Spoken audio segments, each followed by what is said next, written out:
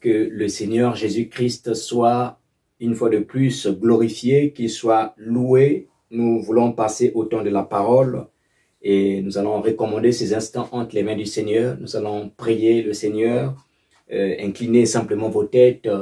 Nous allons prier, nous allons recommander ces moments, nous allons recommander ces instants entre les mains du Seigneur. Tendre Père, nous te prions et nous te recommandons ces instants.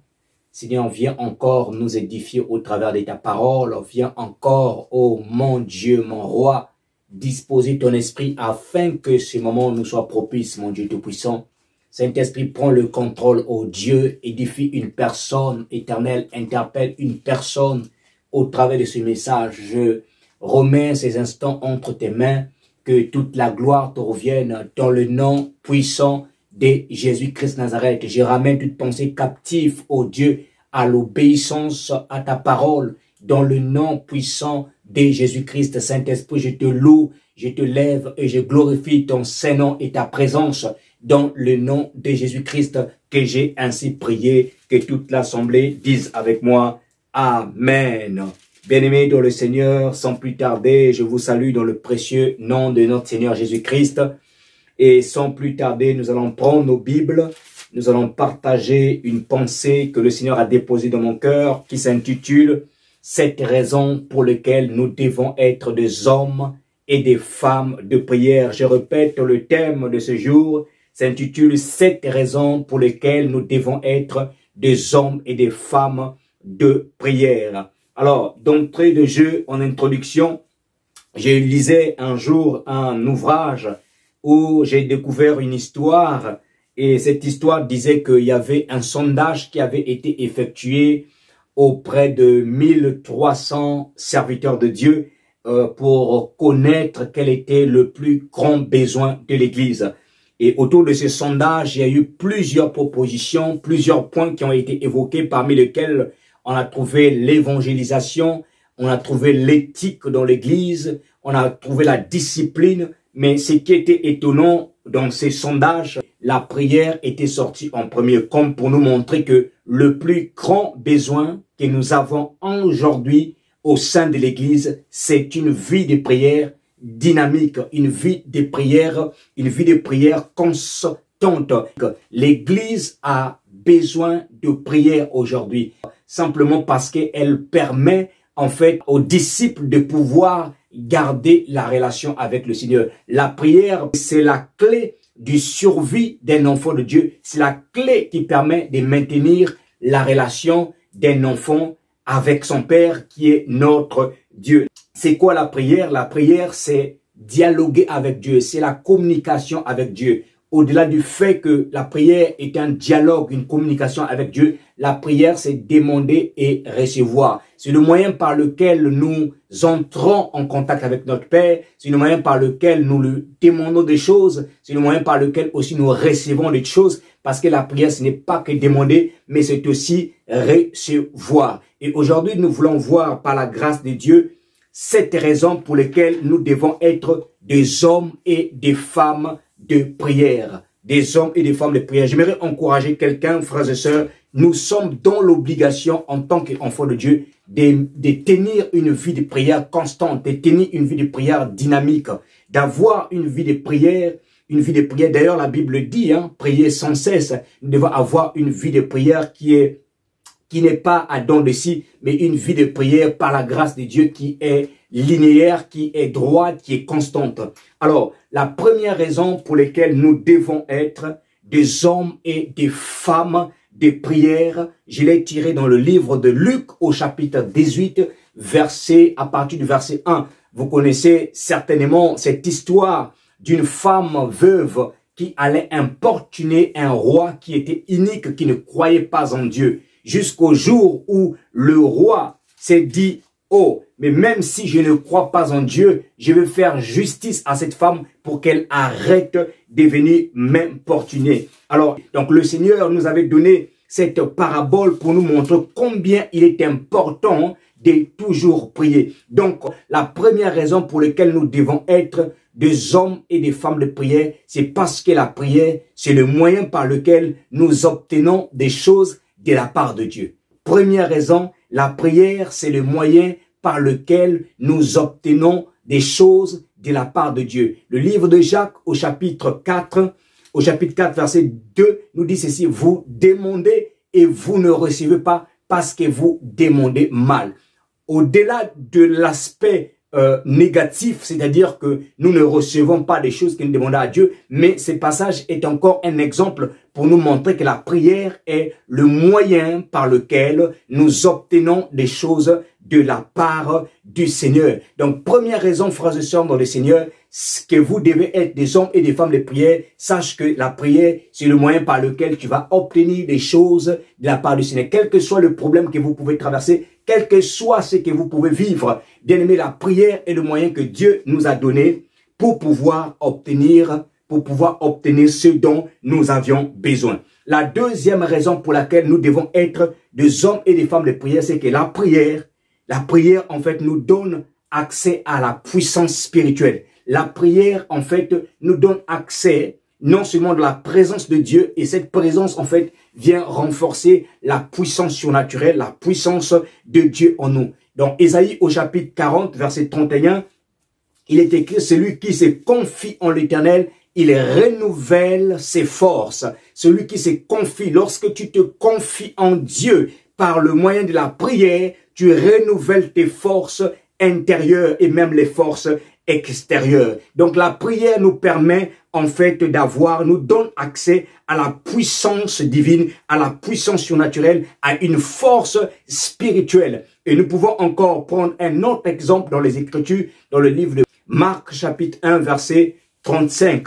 Marc chapitre 1 verset 35 nous parle de l'histoire de Jésus qui était allé prier un très bon matin alors que ses disciples, les apôtres, étaient en train de le chercher. Et lorsqu'ils vont se rencontrer, Jésus tout de suite va leur dire: allons-y dans les bourgades voisines pour aller prêcher la parole, car c'est pour cela aussi que j'ai été envoyé. Et nous avons vu que lorsqu'ils sont partis dans les bourgades voisines, Jésus n'a pas simplement prêché dans la synagogue, mais il a aussi guéri les malades, il a chassé un démon. C'est pour vous montrer par là, frères et sœurs, que la prière, en fait, renforce. Si Jésus pouvait, à ces jours-là, après avoir prié des très bons matins, aller chasser les démons, c'est parce que quelque part, il s'était rechargé spirituellement, et c'est qui lui a permis, en fait, d'aller faire le ministère de la prédication et le ministère de la guérison des malades. Bien aimé, la prière nous donne accès en fait à la puissance surnaturelle. La prière renforce en fait notre être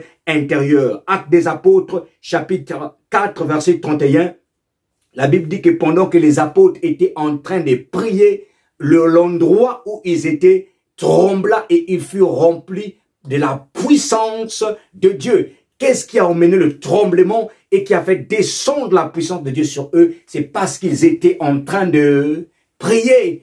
Frères et sœurs, nous devons prier, frères, dans les temps qui sont les derniers et dans les temps dans lesquels nous sommes en train de vivre, des temps compliqués et difficiles. Les enfants de Dieu doivent multiplier la vie de prière. L'Église doit s'élever davantage en priant, car c'est par la prière que nous recevons en fait la puissance de Dieu. Je vais lire Actes des Apôtres, chapitre 4, verset 31, que j'ai cité tout à l'heure. Il est écrit ceci, il dit: quand ils eurent prié, le lieu où ils étaient assemblés trembla. Ils furent tous remplis du Saint-Esprit et ils annonçaient la parole de Dieu avec assurance. Ils étaient à un endroit, ils étaient réunis en prière et jusqu'à ce que Dieu en ait fait descendre sa puissance. Frères et sœurs, soyons des hommes et des femmes de prière. La troisième raison pour laquelle nous devons être des hommes et des femmes de prière, c'est que la prière délivre de toute affliction, la prière délivre de toute détresse.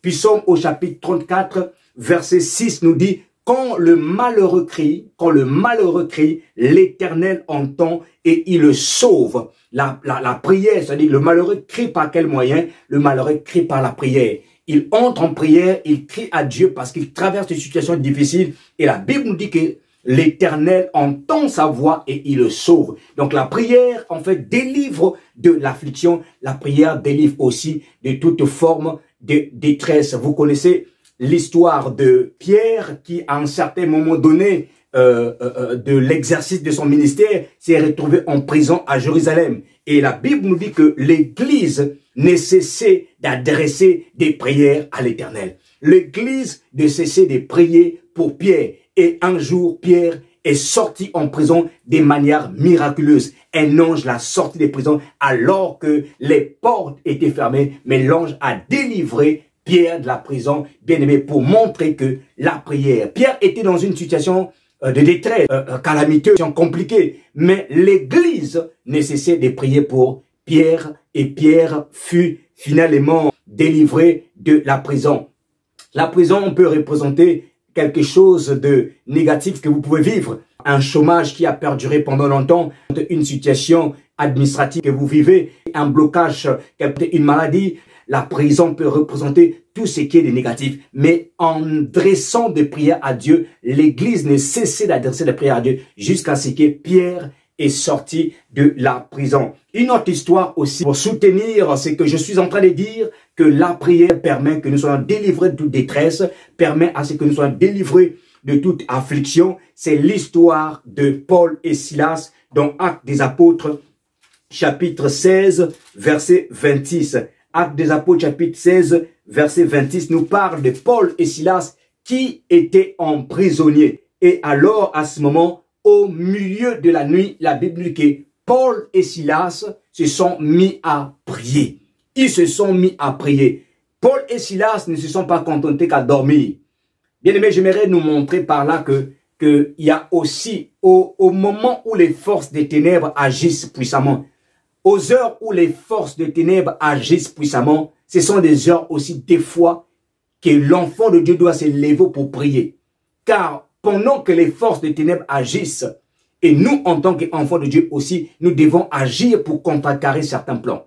Au milieu de la nuit, la Bible nous dit que Paul et Silas se sont levés pour pouvoir chanter les prières et chanter les louanges de l'Éternel. Et tout à coup, les chaînes qui les retenaient, les chaînes qui retenaient les portes de la prison furent brisées, furent complètement brisées et les portes des prisons s'ouvrirent.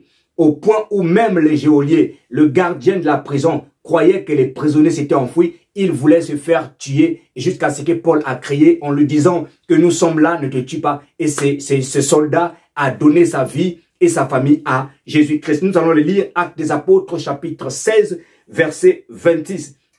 Actes des Apôtres, chapitre 16, verset 26. Il est écrit, vers le milieu de la nuit, Paul et Silas priaient et chantaient les louanges de Dieu. Et les prisonniers les entendirent. Tout à coup, il se fit un grand tremblement de terre, en sorte que les fondements de la prison furent ébranlés. Au même instant, toutes les portes s'ouvrirent et les liens de tous les prisonniers furent rompus. Le geôlier se réveilla et lorsqu'il vit les portes de la prison ouvertes, il tira son épée et alla se tuer, pensant que tous les prisonniers s'étaient enfouis. Mais Paul cria d'une voix forte, « Ne te fais point de mal, nous sommes tous ici. » Bien-aimés, voyez-vous, la prière de Paul n'a pas simplement délivré Paul, mais la prière de Paul et de Silas a même libéré tous les captifs qui étaient avec eux en prison. J'aimerais dire à quelqu'un que ta prière ne te libérera pas simplement, mais ta prière aussi permettra à ce que toutes les personnes qui sont connectées à toi, toutes les personnes qui sont dans la même situation que toi, recevra aussi leur délivrance. La Bible dit ceci à deuxième reprise. Nous avons lu dans le livre des Actes des Apôtres, chapitre 4, verset 31, qu'il y a eu un tremblement de terre pendant que les apôtres étaient en train de prier et ils furent remplis du Saint-Esprit. Et là, une fois de plus, dans Actes des Apôtres, chapitre 16, verset 26, la Bible nous montre qu'il y a eu aussi un tremblement de terre. Les fondements de la prison furent ébranlés et les chaînes qui les retenaient furent brisées. Bien aimé, la force de la prière nous permet, nous délivre de l'affliction.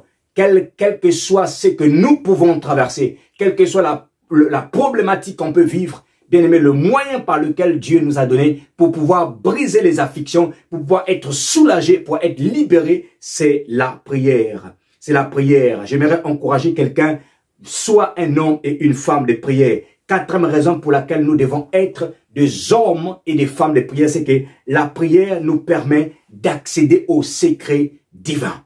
La prière nous permet d'accéder au secret divin. Un texte dans la Bible que nous connaissons, de la plupart d'entre nous, c'est le texte de Jérémie. Jérémie chapitre 33, verset 3 qui dit « Invoque-moi, je te répondrai, je t'annoncerai des grandes choses, des choses que tu ne connais pas. » Voyez-vous, frères et sœurs, la Bible dit que invoque-moi. Comment est-ce qu'il faut invoquer? Il faut invoquer par la prière. On invoque Dieu par la prière. Et l'Éternel dit, invoque-moi, je te montrerai des grandes choses, des choses que tu ne connais pas. C'est-à-dire que des choses qui sont secrètes, Dieu, au moyen de la prière, lorsque nous l'invoquons, il nous les révèle. Dans le livre de Daniel au chapitre 2, à partir du verset 16 au verset 19, on nous explique l'histoire du roi Nabuchodonosor qui avait fait un songe. Et suite à ces songes, Nabuchodonosor va faire appel à tous les magiciens, les sorciers de son royaume pour lui donner une interprétation. Et à ce moment, aucun magicien ne va donner en fait une explication à Nabuchodonosor, et Nabuchodonosor va décider de pouvoir tuer ses conseillers, ses magiciens, et Daniel va porter garant en disant que le roi ne fasse pas du mal aux magiciens car il va trouver la solution. Et la Bible nous révèle que Daniel est entré en prière et l'Éternel a révélé à Daniel en fait l'explication de ce que voulait dire le songe. Donc nous sommes dans Daniel au chapitre 16 Daniel au chapitre 2, pardonnez-moi, à partir du verset 16 jusqu'au verset 19. Il est écrit: Et Daniel s'est rendu vers le roi et le pria de lui accorder du temps pour donner au roi l'explication. Ensuite Daniel alla dans sa maison et il instruisit de cette affaire Anania, Michaël et Azaria, ses compagnons, les engageant à implorer la miséricorde de Dieu des cieux, afin qu'on ne fît pas périr Daniel et ses compagnons avec le reste des sages de Babylone. Donc, en fait, Nabuchodonosor avait fait appel aux sages de Babylone pour qu'on lui donne l'interprétation, et y compris aussi Daniel. Et donc, le sort de ces personnes était l'extermination. Donc, Nabuchodonosor devait exterminer ces personnes. Et c'est comme ça que Daniel est allé voir Nabuchodonosor pour lui demander de lui accorder du temps. Et quand ils sont rentrés en prière, ils ont cherché la face de Dieu, ils ont cherché l'interprétation. Et c'est comme ça, dans le verset 19, la Bible dit: alors le secret fut révélé à Daniel dans une vision pendant la nuit. Et Daniel bénit le Dieu des cieux. Daniel prit la parole et dit: béni soit le nom de Dieu, le nom de Dieu d'éternité en éternité. Daniel est entré dans le secret divin. Il a pu avoir en fait l'explication que voulait entendre le roi Nabuchodonosor. Bien aimé, la prière nous donne accès au secret divin. Il y a des choses secrètes que vous ne connaissez pas, que l'ennemi prépare en secret, mais par la prière, on peut entrer en contact avec ces choses. Je prends pour exemple cette année que nous sommes en train de vivre, 2020, qui est une année assez difficile. Il y a très peu de serviteurs de Dieu qui ont pu avoir accès à ce secret divin de ce qui devrait arriver en cette année 2020. Alors que beaucoup ont proclamé, beaucoup ont prophétisé l'année de ceci, l'année de cela, mais très peu ont vu que 2020 devait être une année chaotique. Et je dirais simplement que ceux qui ont pu avoir ces secrets, c'est parce que je pense pour ma part que ces personnes-là, c'est des hommes qui ont une relation avec Dieu de la prière. Ce sont des personnes en fait qui sont très éveillées. Certainement d'autres par la grâce de Dieu. Ils n'ont peut-être pas une vie de prière intense ou constante, mais par la grâce de Dieu, Dieu les a fait connaître ce qui devait arriver à cette année. Mais ce qui est sûr et certain, lorsque on a une vie de prière constante, lorsqu'on a une vie de prière qui est dynamique, il y a des secrets divins, il y a des secrets de choses qui sont cachés aux êtres humains, qui sont révélés à ces personnes-là. Donc la prière, quatrième raison pour laquelle nous devons être des hommes et des femmes de prière, c'est que la prière nous permet d'accéder aux secrets divins. Il y a des complots qui peuvent se passer dans votre famille. Des gens peuvent comploter contre vous, dans votre famille, même au sein de votre entreprise. Mais par la prière, vous pouvez accéder à ces choses. Je connais un frère, je vais vous donner un témoignage.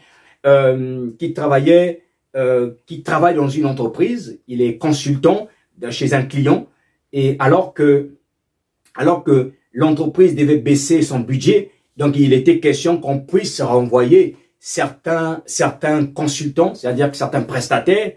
Et c'est comme ça que le frère va, par la vie de prière, va découvrir ce qui se préparait en avance, ce qui devrait se faire dans les jours à venir. Il va commencer à annuler toutes les décisions négatives parce que le ciel venait de lui révéler en fait les préparatifs de l'entreprise là où il travaillait. Il va se lever dans la prière et finalement, lui qui n'était pas plus expérimenté qu'un de ses collègues, et c'est l'un de ses collègues qui va partir et lui, le frère, il va rester. Bien aimé, j'aimerais dire à quelqu'un, sois un homme et une femme de prière. Tu vas connaître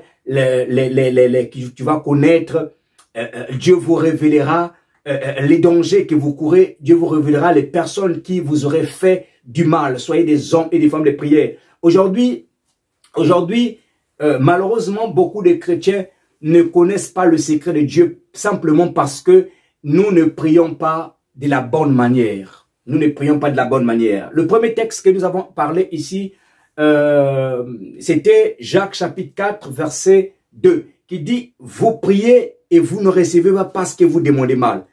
Il est certes vrai que ce passage est utilisé dans un contexte où on veut satisfaire à notre ego, on veut satisfaire à notre chair. Mais il faut aussi savoir, en tant qu'enfant de Dieu, qu'on peut aussi demander mal, c'est-à-dire mal orienter notre prière et ne pas recevoir la réponse. Je prends un exemple.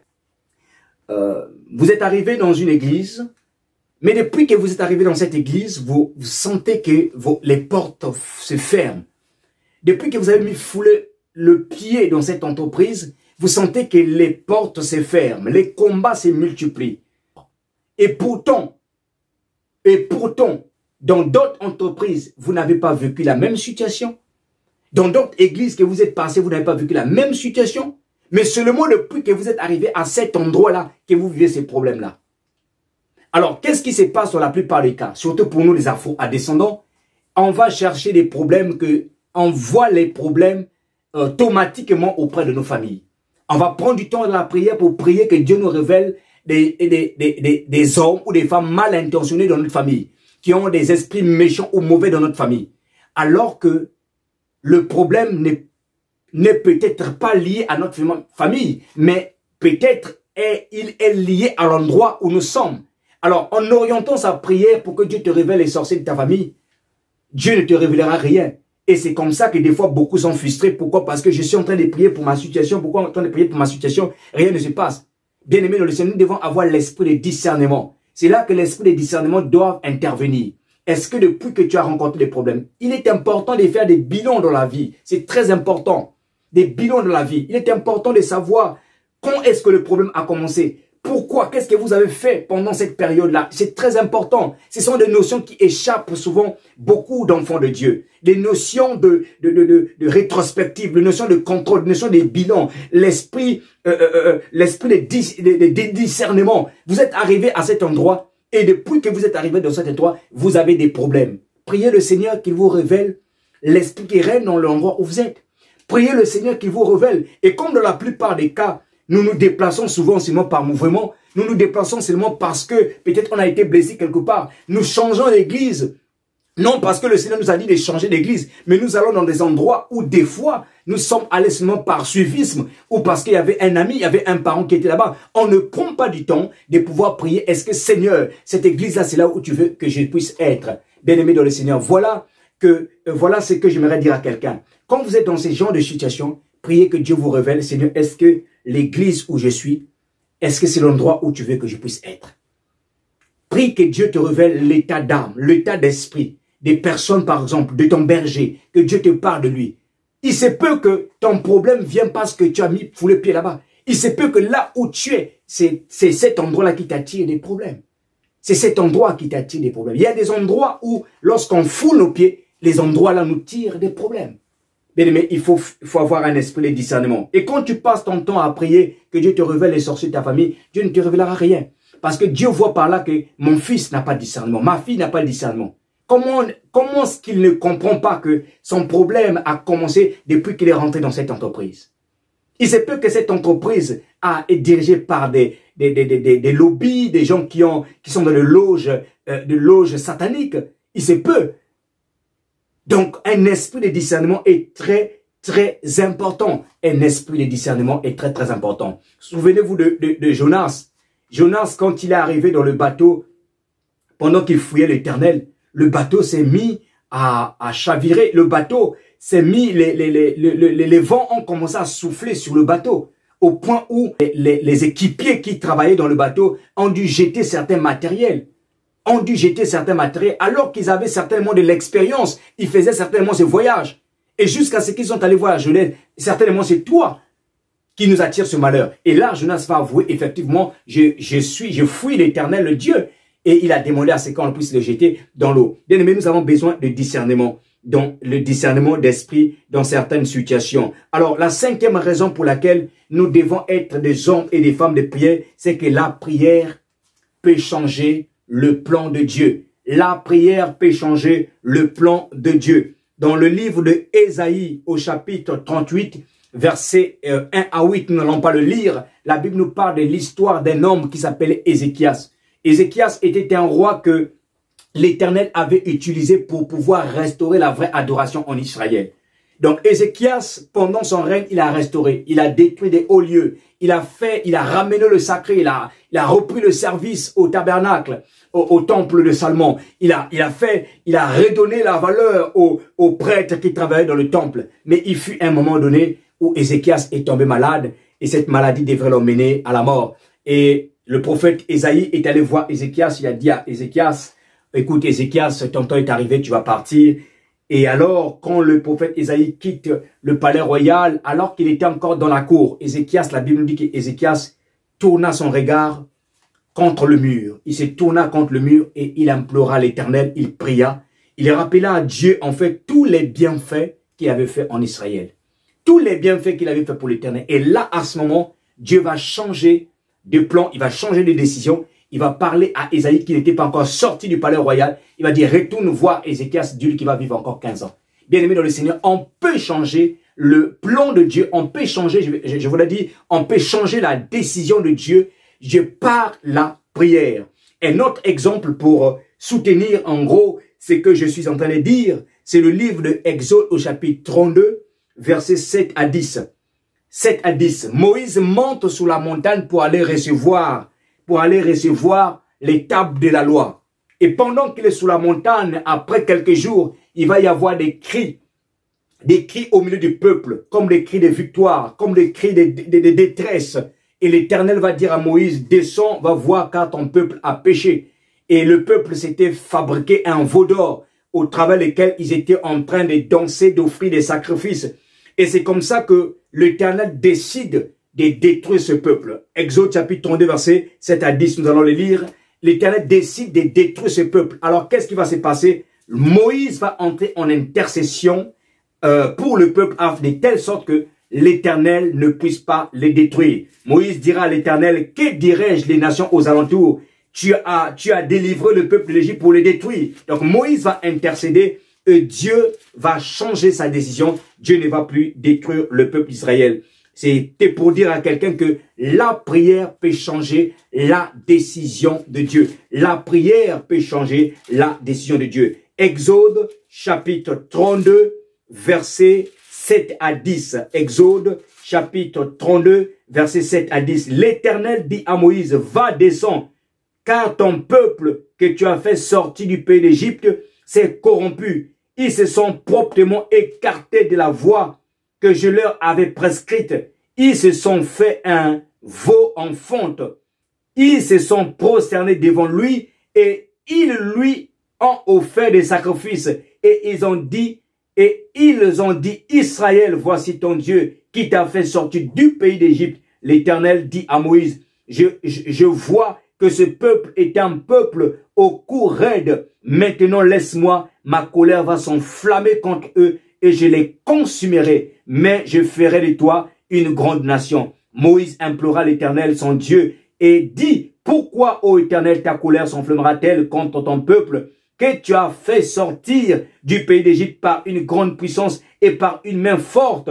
Pourquoi pourquoi les Égyptiens diraient-ils, c'est pour leur malheur qui les a fait sortir, c'est pour les tuer dans les montagnes et pour les exterminer de dessus la terre. Reviens de l'ardeur de ta colère et réponds-toi du mal que tu veux faire à ton peuple. Souviens-toi d'Abraham, d'Isaac et de Jacob. Souviens-toi d'Abraham, d'Isaac et d'Israël, tes serviteurs. Et là, Moïse intercède pour le peuple il intercède en faveur du peuple et l'Éternel va changer sa décision. Bien-aimé, j'aimerais dire à quelqu'un que la décision de Dieu, on peut changer la décision de Dieu par la prière. Et là, j'ouvre une parenthèse pour dire à quelqu'un que Moïse n'était pas n'importe qui. Et ce n'est pas n'importe qui peut changer la décision de Dieu.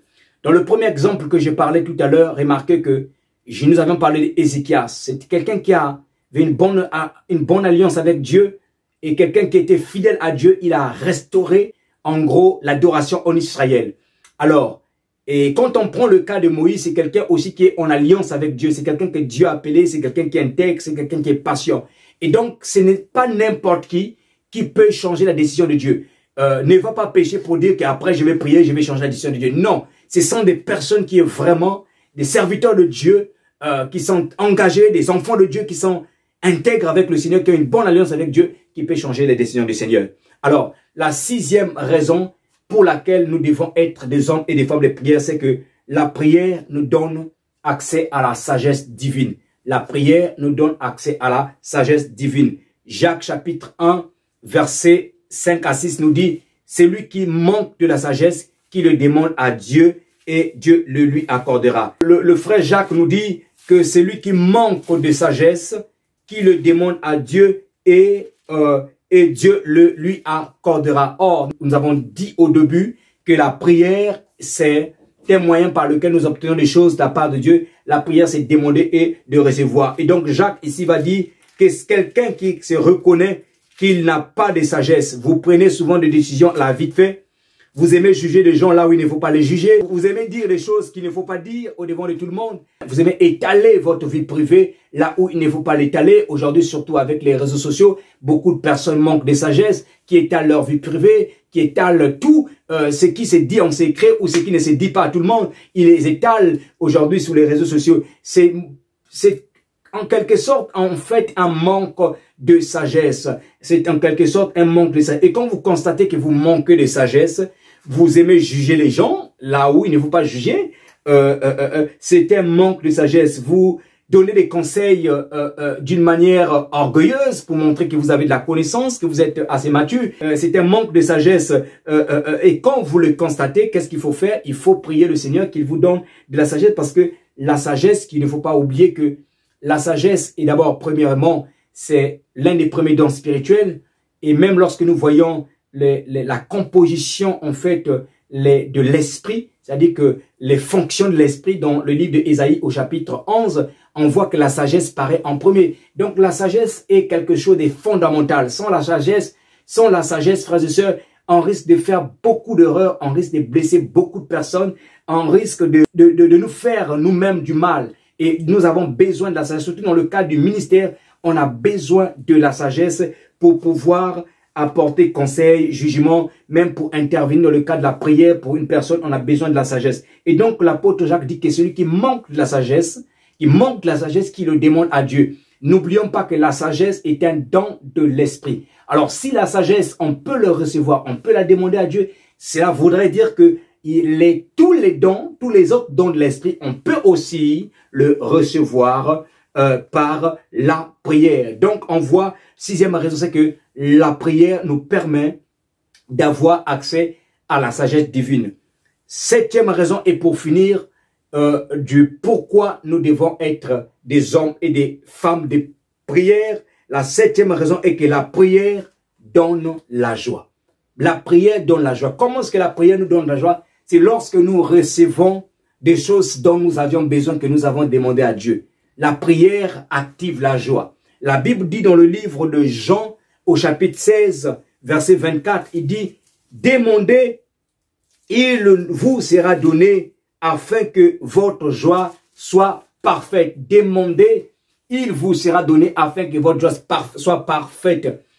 Il y a des besoins que nous avions, il y a des choses que nous voulons voir dans notre vie, mais la Bible dit que c'est par la prière que nous pouvons les demander et que Dieu va nous l'accorder afin que notre joie soit parfaite. Je vous dis en parabole, dit en vérité, je vous le dis, ce que vous demanderez au Père en mon nom, il vous le donnera. Jusqu'à présent, vous n'avez rien demandé en mon nom. Demandez et vous recevrez afin que votre joie soit parfaite. Bien-aimés dans le Seigneur, voilà cette raison pour lesquelles nous devons être des hommes et des femmes de prière. Je termine par cette phrase que j'ai dit au début. Le plus grand besoin de l'Église en ces temps dans lesquels nous sommes, ces temps ténébreux, ces temps où les forces spirituelles sont en train de se préparer car ils savent que le retour de Christ est pour bientôt. Bien aimés, nous devons être des hommes et des femmes de prière. Nous devons doubler la vie de prière. Nous devons avoir une vie de prière constante, une vie de prière dynamique, une vie de prière prophétique, frères et sœurs dans le Seigneur. Nous devons multiplier, nous devons renouer notre relation avec le Seigneur par une vie de prière, bien-aimé. La prière est la clé qui te permettra de maintenir ta relation avec Dieu. La prière est la clé de notre survie en tant qu'enfant de Dieu en ces temps difficiles. Que le Seigneur vous bénisse. Je prie le Seigneur que Dieu fortifie une personne, que Dieu relève la vie de prière d'une personne. Si vous n'étiez pas, si depuis un moment donné, vous n'avez plus de force de prier, je viens prier que Dieu puisse vous communiquer la force, puisse restaurer la vie de prière qui était atténuée, qui était obstruée, que Dieu restaure cette vie de prière. Je prie que Dieu élève une armée des hommes et des femmes qui prient, une armée des hommes et des intercesseurs pour sa gloire dans le nom de Jésus-Christ. Que le Seigneur vous bénisse. Nous allons prier le Seigneur. Nous allons prier le Seigneur, nous allons rendre grâce à Dieu pour ces temps de la parole.